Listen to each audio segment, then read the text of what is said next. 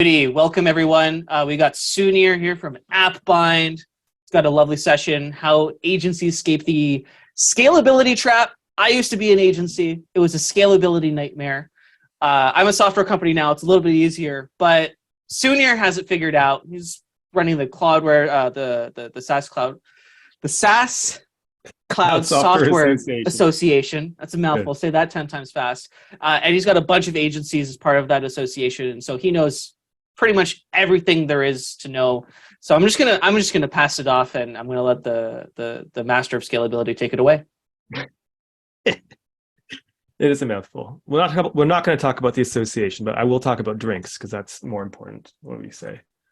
Hello, everyone. I'm going to share my screen. Hopefully you can see that, although I can't see Zoom. Thank you, Zoom. I'm Sunir. I have also been in many agencies in my life. And I've been also working at software companies back and forth. And, when I started, actually, some of you might know FreshBooks. I started the marketing team there back in 2007, employee number 8. And it was very apparent to me, having started my career in a licensed software universe, that anyone around subscriptions, they were really having a hard time making a sustainable agency because they can no longer put together solutions for clients. They can only do the work, the labor.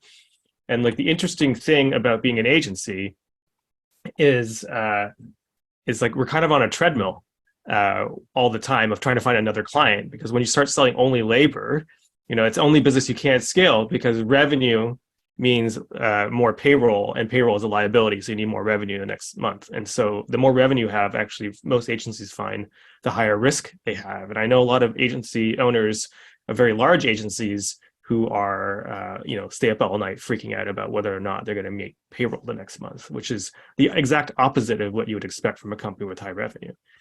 And by the way, I asked the Midjourney robot to generate an agency owner on a treadmill last night. And so this is what the robots think your lives look like. It's not too bad, I suppose. It's pretty funny. So I go around in my life collecting stories from other agency owners about how they're escaping the scalability trap of not just selling labor, because you just can't run a business on a treadmill all the time. There's no point in doing that. There's better things you could probably be doing with your time. The question is, what do you own? What is the actual business? And that means making sustainable margins. And I originally thought I would go through each of these in turn this today, but actually I thought about the context of Groundhogg, and I decided to do a slightly different presentation. But I thought I'd give you don't bore us, get to the chorus. I thought I'd give you this right away, so we could talk about it, and we can talk about it later in the Q&A if you wish. But these are all the, after doing all these interviews with, 33 odd agencies plus my own experience, these are the different strategies sustainable agencies use to make margins. But I'll tell you, there's one thing here that really matters. It's the equity account. Every agency I know that has become sustainable has thought from the beginning about putting money away for the owner of the agency on every sale, that they plan for margins from the beginning. So a lot of agencies who are scrambling are just trying to, they're living hand to mouth.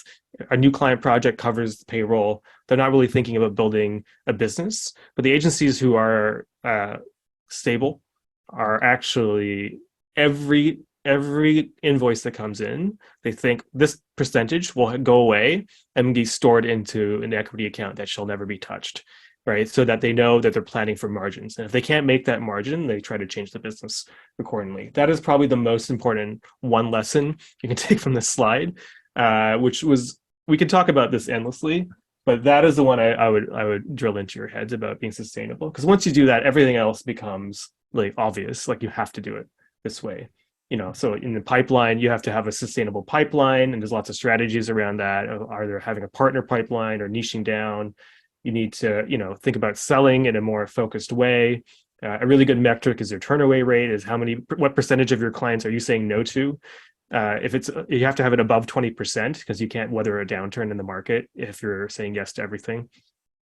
And plus, if you're saying yes to everything, you have no focus in your packaging. So the next thing to do is package up your stuff so that you're selling something consistently, which helps you make a niche. And then obviously operations really matters. You need to have your process buttoned up because you're selling time, right? And so time has to be buttoned up. I think we know these things. And if you want to go into any of these details, we shall. But I thought, given that the context here is Groundhogg, I'd get into something more specific, which is solutions, which is, packaging up the technology, your services into something that solves a business problem for the client. And that's actually the most lucrative way to become a sustainable agency, for sure. So let's just get into that. Oh, I should say that all this stuff comes from my little cocktail club. So the other thing you take away is I'll buy you free drinks for the rest of your life. You should do this. So join agencycocktails.com. So how do I claim my free drink? Like, do you like fly to my place of residence and then we go get drinks, or like what's the deal? Sure. I mean, how much are you paying? I'll fly. I'll do anything for $2. No, we ship you the wine. So we started doing this at Inbound, HubSpot's Inbound conference in the years and years ago. And this is, we get into AppBind. I will, of course. But it came out of me hearing all agencies over and over again talking about the scalability trap, which to me, because I was at a Microsoft VAR at the beginning of the days, we never had this problem. And then, so we were drinking all the time, and then the drinks take away the pain.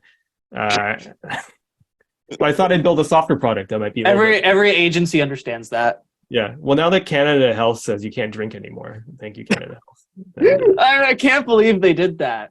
Can you believe they did that? I mean, so can I, really. Everything is canceled. Fun is canceled. Cancellation is canceled. It's canceled. That's the word of the day. So boring. We live in a sad, dreary lifestyle, but we are bright and cheerful. So I will. So you send wine. Yeah, wherever you are, and we talk about agencies to agencies talking about how they become sustainable and scalable. Because I don't like, a lot of agencies just don't have time to talk to other agencies, and we live everywhere in the world, not necessarily in metros. So it's a good place to connect with folks. And there's a Slack community as well, and we're trying to do like 6 a year, some in person, some virtual.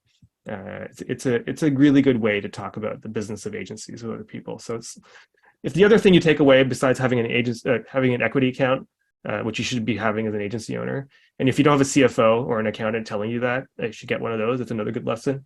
Come get drinks, and then we can take away the pain the other way. Okay, I'll let you continue now. Yeah, we got to focus on the drinks. Okay, let's talk about solutions. And so here's the thing. So here's my favorite way of becoming a sustainable agency. There's certainly other ways, but I think if you're here, this is probably the one that resonates the most with you. So I rebuilt the deck last night for this. So let's just take a step back. Why do clients even buy from contractors, right? And it doesn't matter whether you are a digital consultant, as you are now, doing internet marketing for a small business or something, or you are an auto mechanic trying to fix someone's car so you go to work the next day so they can pay their rent, or you're a nail salon on the bride's wedding day.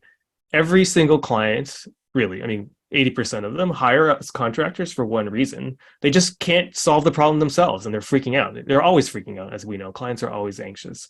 And so your job is very simple. Your job is to take that anxiety away. You're selling them the promise that their life will get back under control working with you, and ultimately the feeling of calm.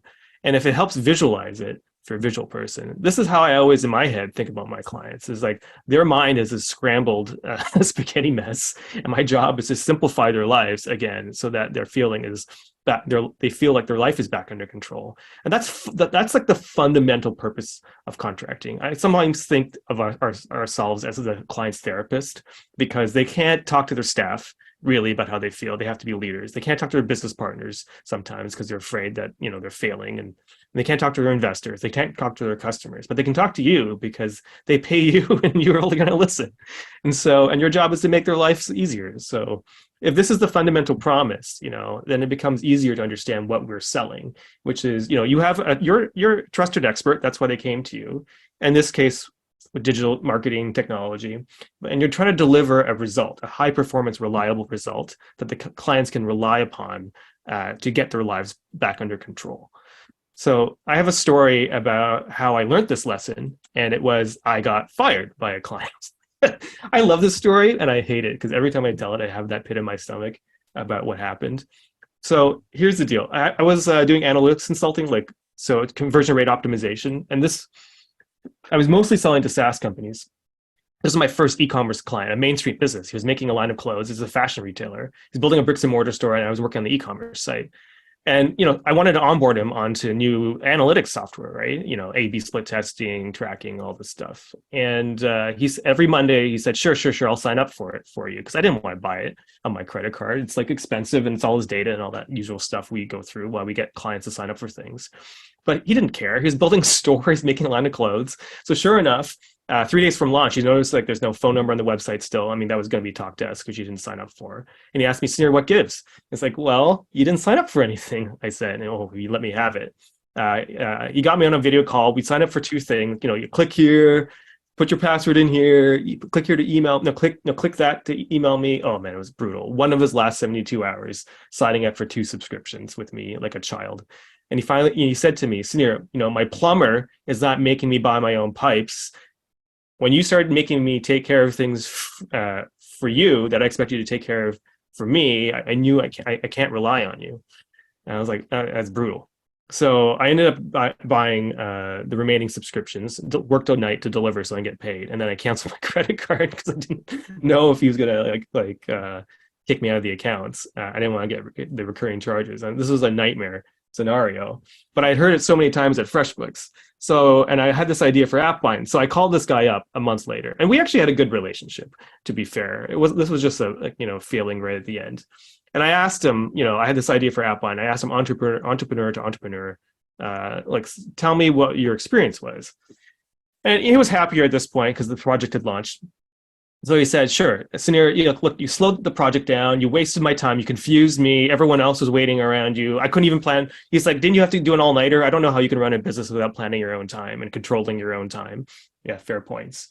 And for his point of view, he said, you made it 10 times harder to work with you than not work with you, because I expected me to take care of it. And he was now interrupting his own path to deal with my problems, which is exactly the opposite of the promise, right? We're supposed to calm them down, not put things back on their plate. I was like, that's totally true. And what he ended up doing was hiring someone internally to take over. So I asked him, when did you decide to fire me? And he said, the first call. I was like, what? It was literally the moment I started putting things back on his plate that he expected me to take care of for him. He knew he had to hire someone internally. He just didn't have time until after the project kicked off. And he said, I knew what I was talking about clearly, but because I couldn't actually solve the problem, he couldn't rely on me. And this is a scenario that I've heard hundreds, thousands of times in my time at FreshBooks and Olark as well. Now with AppBind, we're not really being professional, and that's when you think about the sustainability of an agency.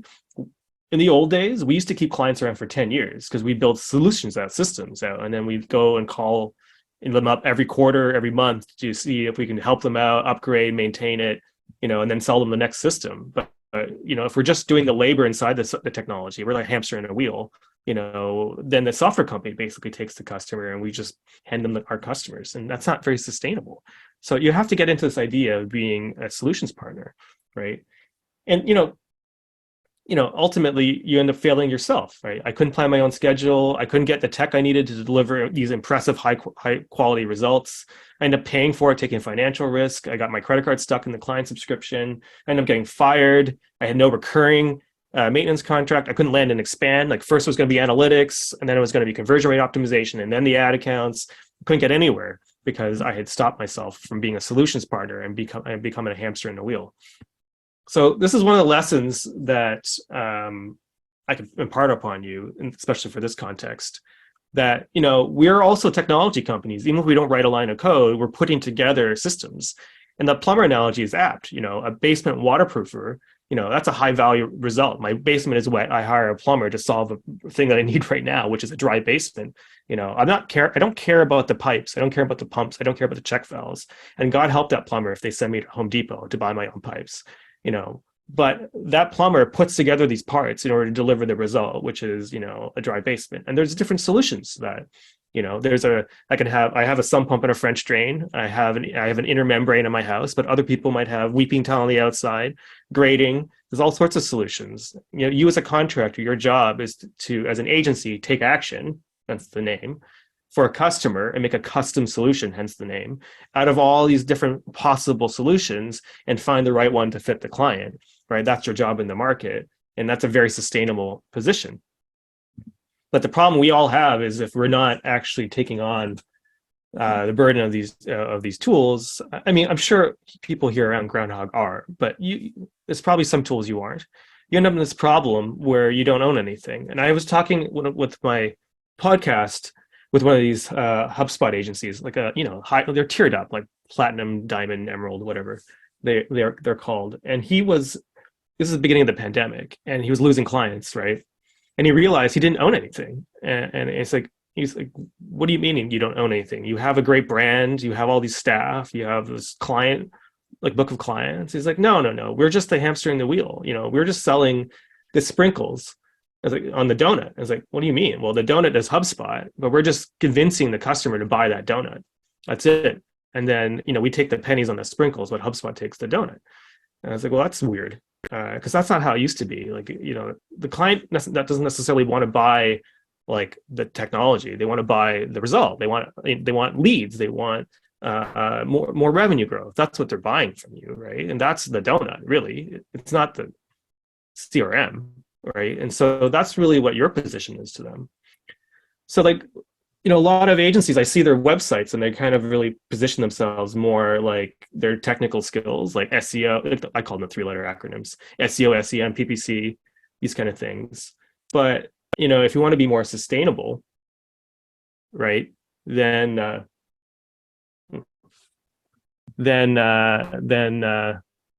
you see my screen? Zoom just gave me an error. I'll just reshare. No problem. Share screen.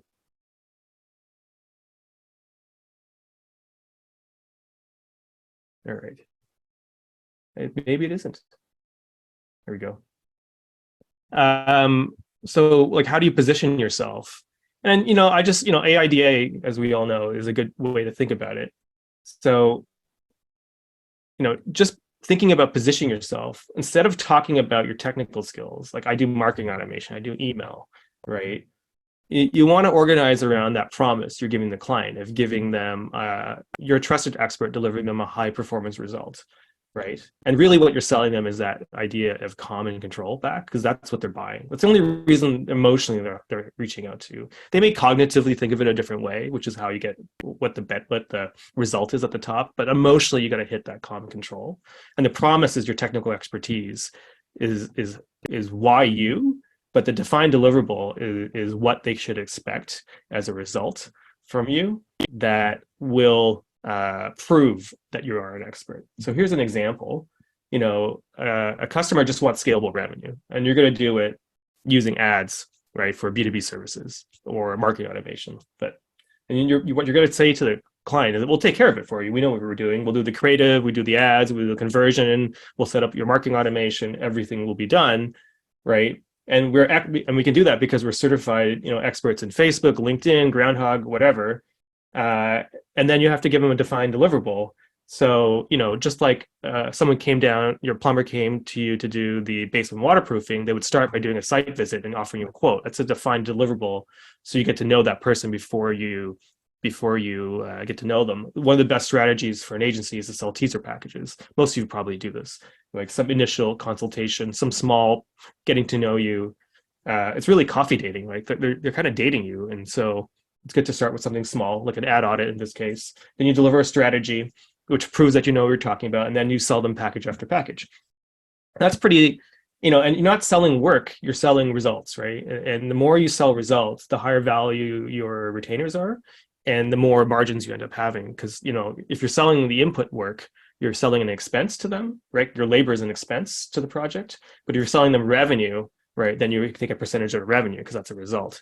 So this is really important to flip the way you present yourself around the customer's desired end goal. I'm sure many of you know this, but I see it all the time. PPC, SEO, like the clients, that's noise to them. They don't care. What they want is like, oh, you're the best e-commerce your best agency at scaling e-commerce, post-sales conversion and retention. That's what they want to see. They want to see more revenue from their existing customers. Even better way of phrasing that, right?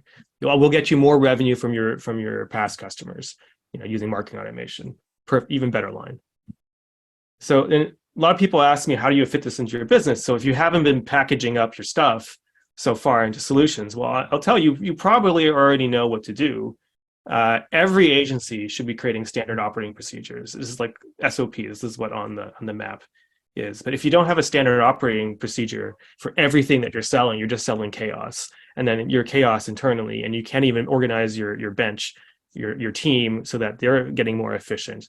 So probably most of you have started documenting everything. This is an example of one of my SOPs. I literally put in a Google Doc every single place to click. There's no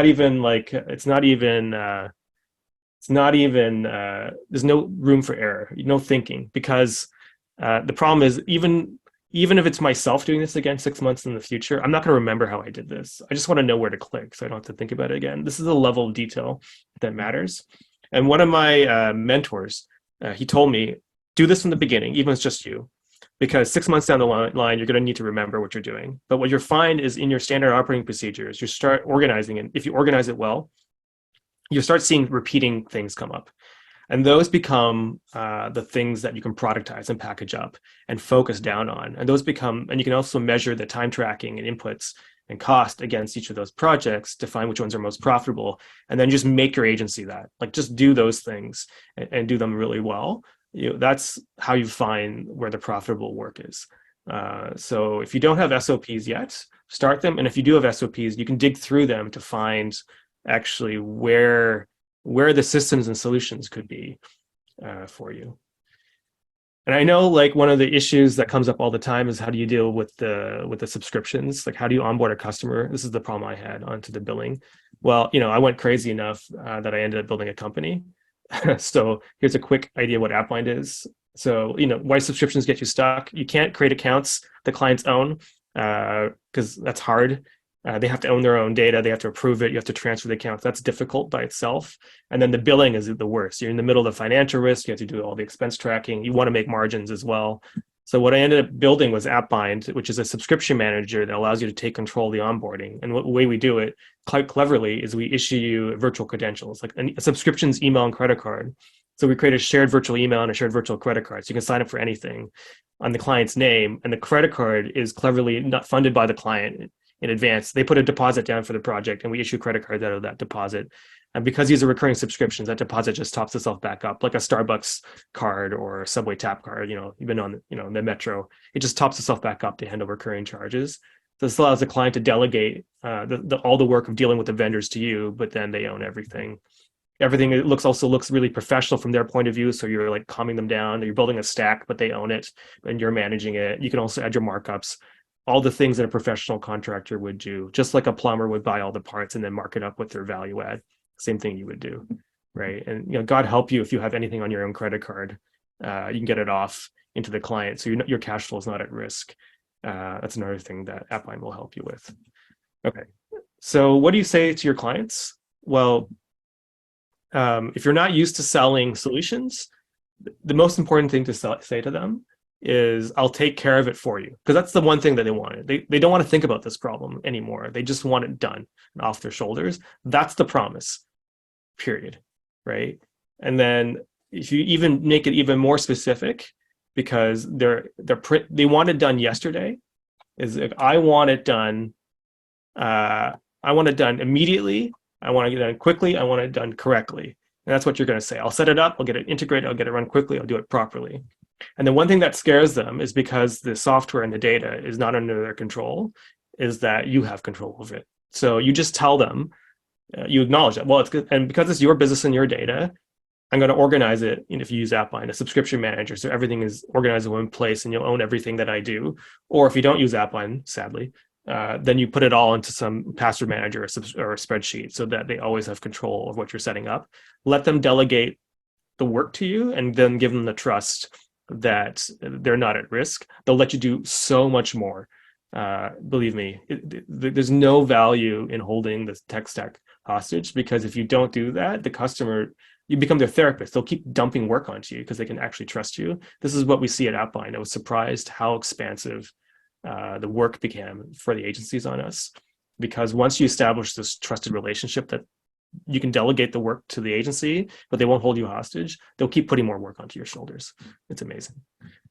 And how do you actually make money doing this? Well, very popularly, you could expense your client a cost for the subscriptions, but a lot of people end up adding a management fee of 10 to 20% on top of the SaaS stack, because you're dealing with all the vendors and the bookkeeping. Most of the vendors will offer you a commission as well, so you could take it for yourself. Some people like to use that as a discount to their client to make them stickier, because you get the discount from the partner rather than from the software vendor. So they get the discount from you rather than from the software vendor. So if they leave you, they lose the discount.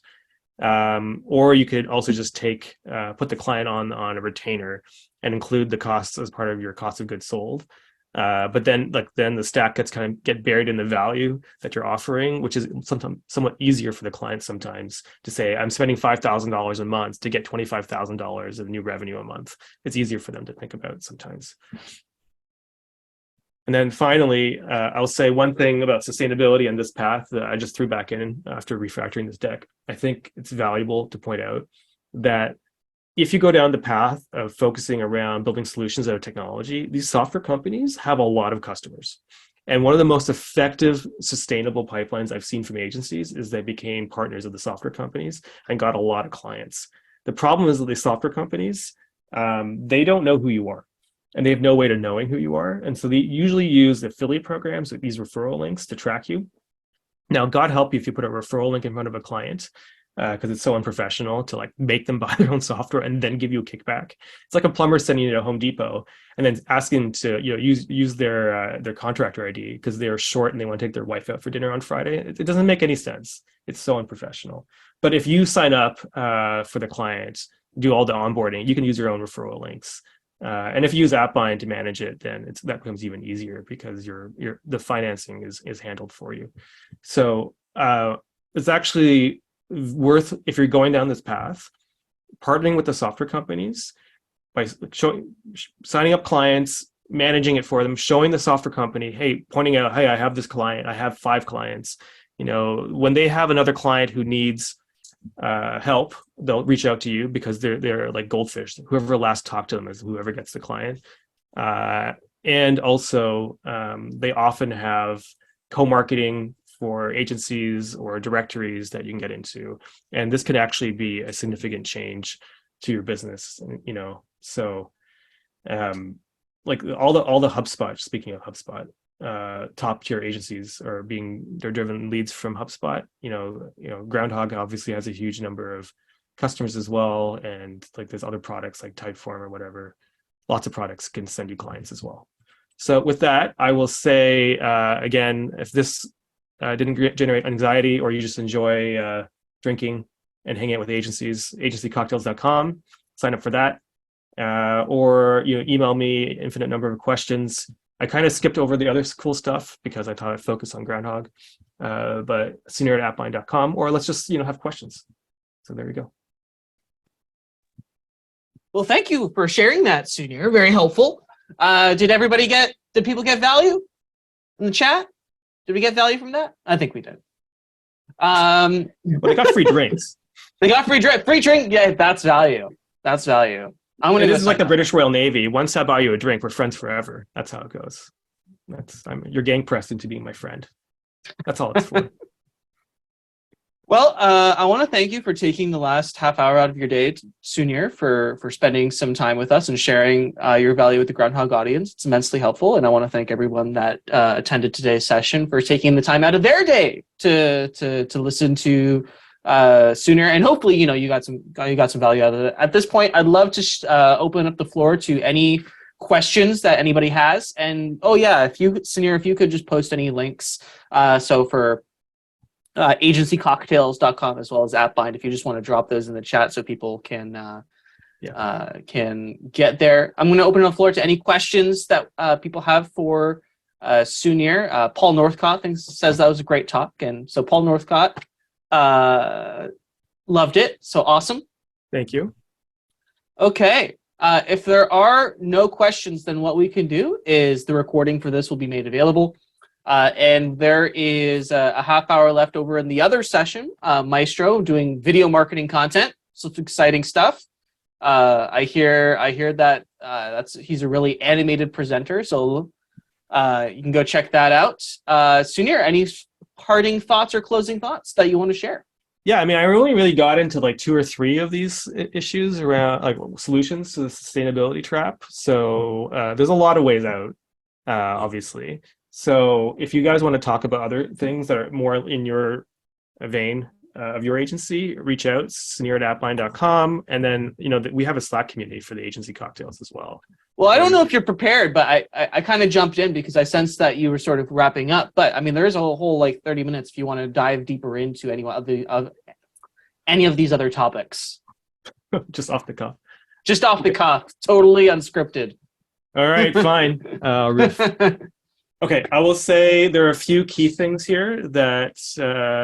Demoing my platform. Okay. Brandon just wants to see a demo. So if you wanna do a demo, you are welcome to. If you ask a salesperson to sell, what's going to happen? Jeez. Butter my bread while you're at it. Okay, so you gotta do a new screen share though. It looks like. I know. I'm working on it. And Zoom is like, they changed the UI, right? So it takes over your whole screen. I can never find where the Zoom windows are anymore. I have this thing called the Sunir's Law of video conferencing software that they all start with, the video conferencing software is so complicated. Why don't we just have a link that gets you directs into the call? And then they all get encrusted, and then just like Zoom is now. And then eventually another one comes around. It's like, what if we just had a link? That's exactly what's going to happen. All right. Can you see the screen now? This one? I can. All right. So this is AppBind. And it's very simple in the way that hopefully you guys can use it. So like our analogy is the plumber because, I got hammered, and that's a good analogy. It's true. Because like when I was 18, when I was working in the license software, we put together quotes: computers, networking cables, Windows license databases, SDK software, time to implement it, and then the training, the development, training, implementation, and then we'd have a service contract for 3 years. But that was always turned into 10-year contracts with 3 other systems. And it was very profitable because customers just wanted the answer. They didn't want it to deal with every single vendor. So it's the same thing you can offer, right? So imagine you had a customer. Let's go with Wenzel's Pretzels. Okay, so you can put together. Oh, I don't have one of those for you. That's not good. So then we can have Groundhogg. Screw that. Who needs active campaign when you have Groundhogg, which is better? Okay, so you can buy Groundhogg, right? And you can mark it up 15 points if you want. You can pass it through at cost, put a discount on it if you wish. Very generous. Yes. Very generous discount. Yeah, I would probably offer like a 20% markup personally, or you pass it through at cost. So let's put a markup on this one. Because cheaper than active campaign. Yeah, it's better. And then you could, if you're using WP Engine or something, you can add that as well. So you can put together stacks, right? Yeah. Which is the key, right? They don't care, they want you to build the site out, so go do that. And these are just parts. So you put it all together, right? And then how do you pay for it? Well, it's just like a deposit. You ask for a deposit like a plumber would ask for a deposit. So you just ask for $500 to go buy the subscriptions. But because it's recurring, it will automatically top itself back up. And we tell the client, this is their money. This is like if they gave you $20 to go down to the store to buy milk, you come back with the milk and the change. Like this is exactly what will happen. All this money is refundable to the client. We'll hold it in trust for them. It allows them to delegate all the work of dealing with these vendors and set up to you, so they don't have to think about it. And you don't have to worry about how you're going to cover and bank the client. We have this money on hand for the client. You can set a spend limit if you wish, right? And then you can add your own services on top of it as well if you want. So you can have a monthly fee, you can have setup fees if you want, you can set up a one-time setup fee for setting up the whole stack. You can use us for that as well, so everything's packaged up in one place. And then it all comes from you, of course. You can the message is from you to them. We're your billing system. So then how does it work? Well, we go over here, and you just take, let's just pick on buffer. So what's a subscription? Oh, this is because I have my, this is because I'm hacking. I'm going to turn off my low extension. Okay. I'm annoying my CTO right now. Okay. So the what's a subscription? An email and credit card. Never should you ever put your own email and credit card on a client subscription, because that's what gets you stuck in the risk, right? So we create a shared email that you can sign up with, forwards all the emails to you. So you manage the account, do everything, set it up, forwards to the client so they own it, right? It's very simple. Share the password with us if you want.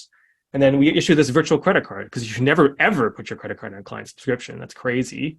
So we issue this card, and it just builds out of that expense account they set up for you. And then you have all the control here per subscription. And then offboarding is really nice. Assuming my internet will actually. I find the fact that you guys, so like the credit card's like backed by like MasterCard or Visa or something, right? Yeah, it's a Visa card. So Visa, that I just find that's like so just incredibly cool, because you don't want to be on the hook for your credit card. So that's so cool. Yeah, I love that. That's my favorite feature.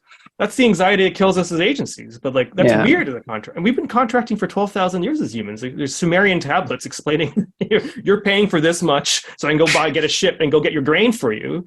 But like, what are we doing as you know, in the 21st century, being all smart and stuff? Like, we make the clients do all the work. Like, what does that even mean? Yeah. Why are the Sumerians smarter than us? That's not right. No. And with that, and then you can transfer, and then the clients can pay for it and put up backup funding sources, so that if their card goes down, they just go into AppBind and update it. So you're not doing any of that work. It's magical. It just makes it easier for you to create systems out of technology, right? So that is what we do, and it's magical for any of you out there. So how do you make money? Is it a fee or is it a percentage? So it's free to sign up, but there's a percentage cost. Yeah, there's a cost of moving money. So we take 1%, and our ultimate goal is to take the cash back from the cards. That's how we'll pay for our development. That's fair. The vendors are already paying for it. We don't want to charge anyone. The 1% we charge is just the cost of escrowing the funds. Like, that's just the cost. So that seems pretty reasonable to me. So this is based. So that just sounds like just all wins. Yeah. That just sounds like all wins. So there's a question: can it sync with WooCommerce? I don't know if that would necessarily be, but it can. Yeah, I mean, you can buy WooCommerce with it easily, because it's just you can buy WooCommerce. I mean, I think the question is like, for bookkeeping purposes, do they sync up? Not yet. We have FreshBooks done. We have Xero and QuickBooks on the way. I didn't know WooCommerce had bookkeeping, but although you should, if you're using WooCommerce, you should be syncing that to QuickBooks and then sync yours with QuickBooks. Yeah, I think that should be the flow, not directly to, because WooCommerce doesn't have bookkeeping by itself. Well, Brandon, if you show me what you're doing, because I did not know that's what it is, then I'm happy to look at it. Because I'm talking to Paul at WooCommerce. He's a GM at WooCommerce about their apps ecosystem as well. That's one thing that is also just really impressive about Sunir, everyone, is that he knows everyone. I do. Literally. You know that joke, Dave, but who ends up on the Vatican balcony? That's me. Yeah. So I'm not saying that you should like just bug the heck out of Sunir for whoever tech giant person you need to talk to, but if you want to find the details for someone, Sunir is the guy that knows everyone. Well, on the internet's bartender, so that helps a lot. I love that. Is that your Twitter? Is that your Twitter bio? Currently, it's bad dancer. I've been avoiding Twitters since 2016 for some reason. But that's fair. I'm gonna get my blue check mark, and hopefully I'll be. That means I'm in the lottery to go to Mars when finally. I got my blue check mark for my personal ad for Groundhogg too. $8, well, $10 in Canada, because Canada. Yeah. But there's another question. First principle for starting a new agency. There's a couple in principles, because by the way, agencies are not uniform. So when I show you that sustainable agency map, there's like a bunch of strategies in there. If you do all of them, you'll be the most sustainable agency on the planet, like Superman. But realistically, most of us we take pieces of it and try to improve right over time. So in my experience, there are two ways people become agencies. One, they worked at an agency and therefore know the agency business. And that is the best way to, like, never open a restaurant. Some people say, unless you've worked in a restaurant, like if you've never worked on a brigade, don't open a restaurant. That's probably good advice. Thank you, Gordon Ramsay. But realistically, a lot of people who end up in agencies because they fell into it, right? Like you start selling your time. All of a sudden, your grandma needs a website, and then your dad needs a website, and then your friend needs a website, and then their colleague needs a website, and then the business that colleague needs a website, and all of a sudden. Yes. Okay. So I cannot emphasize enough. These are I mention these things like over and over again. I'm going to drill them again into your heads. Number one, standard operating procedures. Everything that you do, if you do it twice and you haven't written it down, you're stupid. Like, because you're gonna regret it big time. Like, write it down like a maniacal person. And every time I don't do this for myself, I regret it because I become weighed down with repeating a process that I have to remember, and I can't delegate it, and I can't even optimize it. I can't even cut it. I can't do anything. So make ridiculous documentation. I use Google Docs. I use Loom. I use Sketch. There are other tools like Process Street that you can use to even make it more magical. It doesn't matter. Just start with anything. Write it down like step by step, as if you've turned into a lobotomized carrot and you have to do your own. You're just like a drooling and doing the steps step by step. You are a robot, because that's the only way out. That's step one. Step two, plan to be profitable from the beginning. So think of that agency equity account, because a lot of people will eat the entire revenue. It means you're dead. If there's an up or downturn, you're just in trouble. You're not even thinking of it as being a business. You're just thinking about being this is a job that I can control and not get fired from, which is a lot of people end up in agencies because it's a job you can't get fired from. Truthfully, you can be fired from it. So, like, you run out of clients. So it's a business. It's not firing. Yeah, it's not a job. It's a business that you own now. So you have to think about that margin from the beginning. It doesn't mean you're going to be good at it, but that should always be what you're thinking. Second, hiring the first person, or third, hiring the first person is terrifying. But if you have SOPs and repeatable processes, like the repeatable package services that you're selling, then it becomes easier because you know what you're doing over and over again, right? And then you have to fire yourself, which is painful because you think that your ego is that the client's hiring you, not the agency. But if that's the case, you can never get out of anything, and then you can't scale. You become a problem. So as you're hiring your staff, it may take you to like 4 staff before you start doing this, but you want to then empower your staff to take over. I always say to my staff, and I have this trade association, the Cloud Software Association. It's a hobby that got out of control because I kept buying people drinks endlessly, and now it's like 7,000 people who are all professional alcoholics like me. And so, isn't that what marketing is? It's like an Stay out of excuse. Utah. Yeah. Oh God, this industry. Bye, Paul. Or maybe he's saying cheers for the drinks. Sure, happy. Buy you a drink anytime, Paul. All the time. What was I talking about? I don't even remember. Repeatable SOPs. Yeah. So definitely, yeah, you gotta systematize. Yeah, fire yourself. Yeah. You have to. If you take on the burden of every client, then you're gonna burn out. That's what's gonna happen.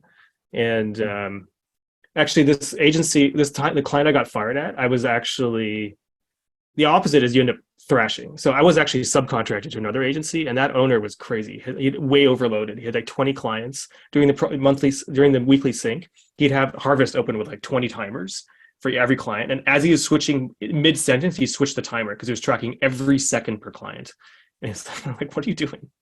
This is a project sync for the team. Like, we're not time tracking every second here. Like, I can't think that way.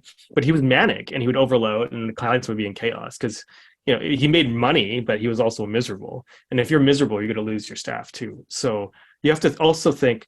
A lot of the agencies I talk to is like, well, scalability is a trap in agency life.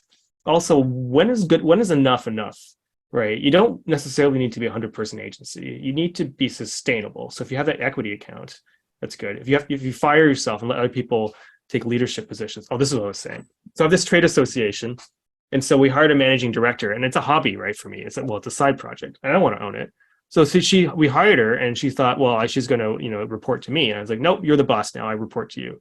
And it was confusing for the first 3-4 weeks. It's like, no, you're the boss. I report to you. I hired you, and now I report to you. This is how it works. I report to you because you own the association now. I support you. That's how this is going to work going forward. And when you have a team of staff in an agency, the most difficult thing, because your ego is what you're selling, trusted expertise, right? is giving control to your staff and letting their careers, like themselves, be highlighted. But actually, that is the way to sustain an agency, is to set up your staff as the heroes of their own departments, and to the client, because the client needs to trust somebody, and it better be your staff and not you, because otherwise then you're going to be in every call, right? And that's difficult. But if you have good SOPs and a good process, you can trust them, because they either followed it or didn't. And if they didn't follow it, they better have a good reason, and they can improve the SOPs themselves. It's exactly what I tell them. Like I wrote it down how I would do it, and do that for the first 3 times, just so you know what I would do. And then if you hate it, then at least you understand that I wrote SOPs. So write your own SOP. We'll do that. That's it. Like if you're selling labor, you're selling process, and so that you have to make the process a product. I think that's the other way of thinking about an agency. Yeah.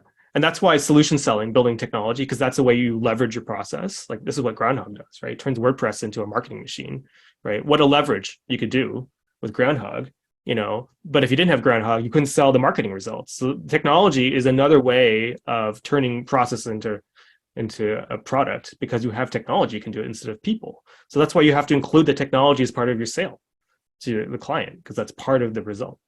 It's non-controversial outside of SaaS, right? But I'm sure everyone here is doing it because they're all Groundhogg people, but like that's a thing. We've been talking forever, Adrian, about this. You have an agency program. That's good, isn't it? It is. Yeah. Yeah. We love your agencies. They're great. We do. Excuse me.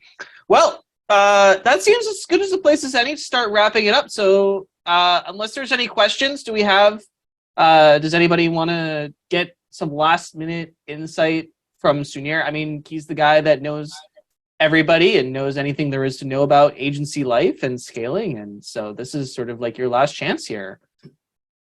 Otherwise, we're going to let him go and get on with this day and go help other people scale, because he's just the best at it.